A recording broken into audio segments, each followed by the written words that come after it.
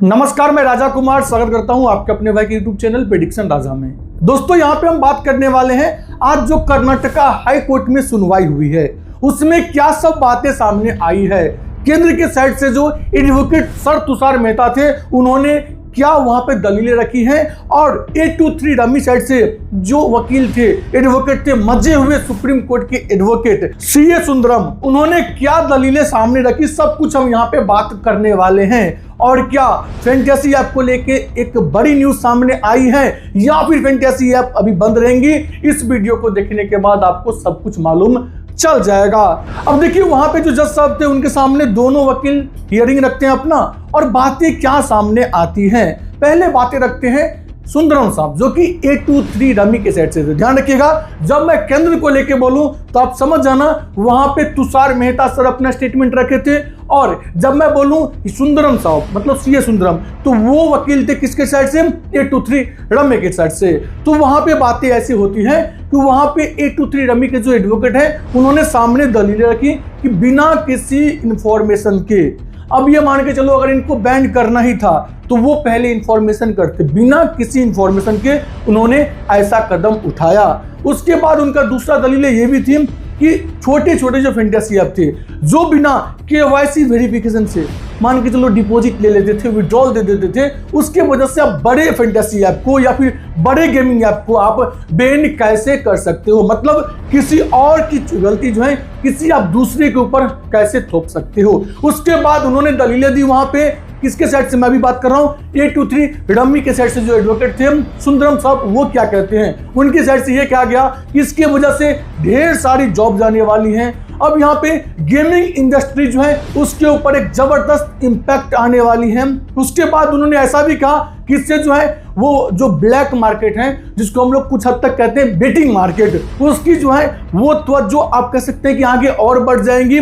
उसके बाद उन्होंने वहां पे दलीलें दी कि इसको पूर्ण तरीके से बैन करने से अच्छा था कि बैठ के यहाँ पे जो है कुछ सोच विचार करना चाहिए था और बीच की कुछ हल हम लोगों को निकालना चाहिए था। तुषार मेहता सर जो थे केंद्र के साइड से एडवोकेट, उनका जो मेजर थॉट था वो ये था कि इससे जो है टेरर फंडिंग बढ़ रही है।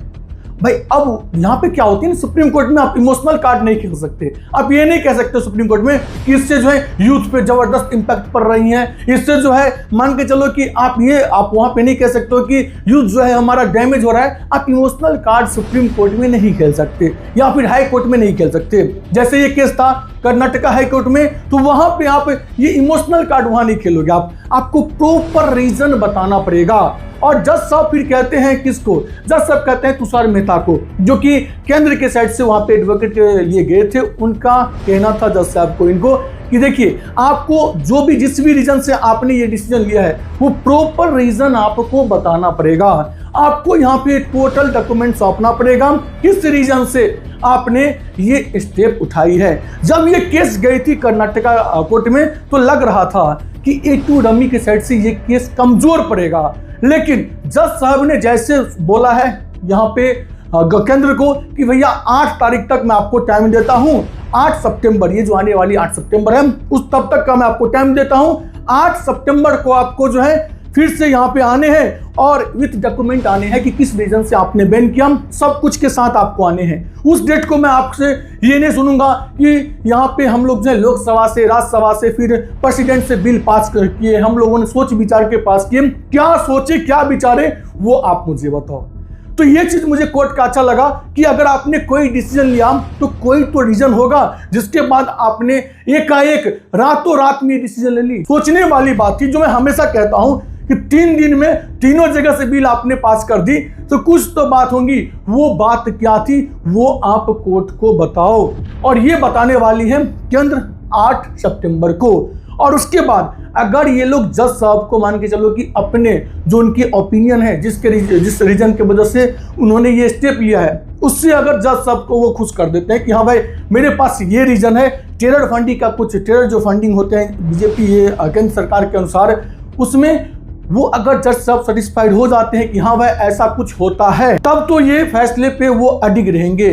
लेकिन अगर ये उन्हें जो सेटिस्फाइड जवाब है वो नहीं दे पाते हैं, फिर इसमें कुछ ना कुछ जो है सुधार जरूर होंगी। और उनके लिए दिक्कतें क्या है कि हाई कोर्ट, पता है आपको ये कह रही है कि जो चीजें स्टेट गवर्नमेंट को तय करनी थी, और ये दलील जो है ना वहां पे ये सीए सुंदरम साहब जो है 823 डमी गेम्स के साइड से एडवोकेट जो थे उन्होंने भी ये कहा कि जो चीज स्टेट गवर्नमेंट के अंदर आती है वहां पे सेंट्रल गवर्नमेंट ने क्यों फैसला लिया। उन्होंने आर्टिकल 21 का भी यहाँ पे जो है सामने रखा है कि इसमें नागरिक के अधिकार का भी हनन हुआ है। तो दिलचस्प बात यह है कि 8 सितंबर को सारी चीजें क्लियर होने वाली है। फिलहाल फैंटेसी लवर के लिए मैं यही कहूंगा कि एक पॉजिटिव न्यूज ये है कि हाई कोर्ट में हमें तवज्जो दिया गया है। जो लग रहा था स्टार्टिंग में केस कमजोर पड़ेंगी, वो कमजोर नहीं पड़ी हैं। हाई कोर्ट ने सीधा सौंपे हैं कि भैया हमको 8 तारीख तक यूनियन के साइड से पूरे रिपोर्ट चाहिए कि आखिर आपने ऐसा टफ डिसीजन क्यों लिया, जबकि जो सुप्रीम कोर्ट है उन्होंने ही गेम ऑफ स्किल को मतलब कहा है कि भैया गेम ऑफ स्किल को रन करने में कोई दिक्कतें नहीं है। तो अगर आपने गेम ऑफ स्किल में ये फैंटेसी रमी को नहीं रखा तो क्यों नहीं रखा, क्योंकि अगर गेम ऑफ स्किल में आप इसको रखते तो फिर आप बैन नहीं करते। तो क्या ऐसा रीजन आया कि जितने भी रियल मनी गेमिंग ऐप हैं उससे आपने गेम ऑफ स्किल में नहीं रखा।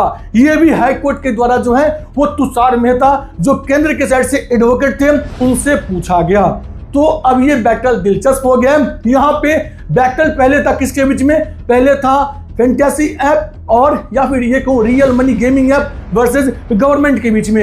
ये तब दिलचस्प हो गई जब तमिलनाडु और कर्नाटका की सरकार पहुंच जाती है कहां पे, सुप्रीम कोर्ट। तो ये मुकाबला पहले थी गेमिंग ऐप वर्सेस गवर्नमेंट के बीच में, अब गेमिंग ऐप वर्सेस गवर्नमेंट के बीच में बैटल स्टार्ट हो गई है। देखते हैं इसका रिजल्ट क्या आता है। ज्यादा दिन नहीं, सिर्फ 8 दिन आपको इंतजार करना होगा। अब अगर मैं आपको अपनी ओपिनियन दूं तो मुझे लगता है कि यहाँ पे हमारे लिए या फिर गेमिंग सेक्टर के लिए 8 सितंबर को कुछ बड़ी न्यूज आ सकती है, कुछ पॉजिटिव न्यूज आ सकती है।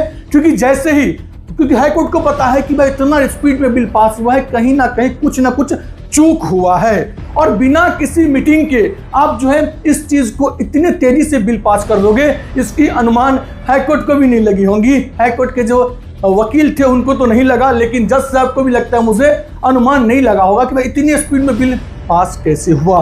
उसके बाद यहाँ पे एक चीज और आ रही है कि भाई ये दलील और दे रहे हैं कि इससे क्या होगा, छोटे जो जितने भी स्पोर्ट्स हैं जैसे कबड्डी हो गया, फिर ये इंडियन फुटबॉल जो लीग चलते हैं, इस सबको स्पॉन्सरशिप मिलेगा नहीं। तो फिर इस गेम को फिर आगे कैसे बढ़ाओगे आप जब स्पॉन्सर नहीं मिलेगा। क्रिकेट को तो मिल जाएगा, फिर डोमेस्टिक क्रिकेट को कौन देगा स्पॉन्सरशिप, रणजी ट्रॉफी में कैसे स्पॉन्सरशिप जाएगा, फिर जो डोमेस्टिक कबड्डी वगैरह में कैसे स्पॉन्सरशिप मिलेंगे, उसके भी ढेर सारे बातें वहां पे रखी गई है। तो ओवरऑल आप कह सकते हैं कि कुछ बड़ा होने वाला है। फैंटेसी मेरे अकॉर्डिंग वापस आने वाला है, लेकिन ध्यान रखिएगा इसमें ढेर सारे रूल लगेंगे। वो रूल गवर्नमेंट क्या लगाती है वो आने वाले टाइम में आपको मालूम चल जाएगा। और आपका क्या कहना है इस चीज को लेके कमेंट सेक्शन में जरूर बताइएगा। बाकी मैं उम्मीद करता हूं ये वीडियो आप लोगों को अच्छा लगा होगा। अगर वीडियो अच्छा लगा हो तो वीडियो को लाइक और यूट्यूब चैनल को सब्सक्राइब जरूर कर लीजिएगा। मिलते हैं नेक्स्ट वीडियो में, तब तक के लिए आप लोग यूट्यूब चैनल से बने रहिए। धन्यवाद।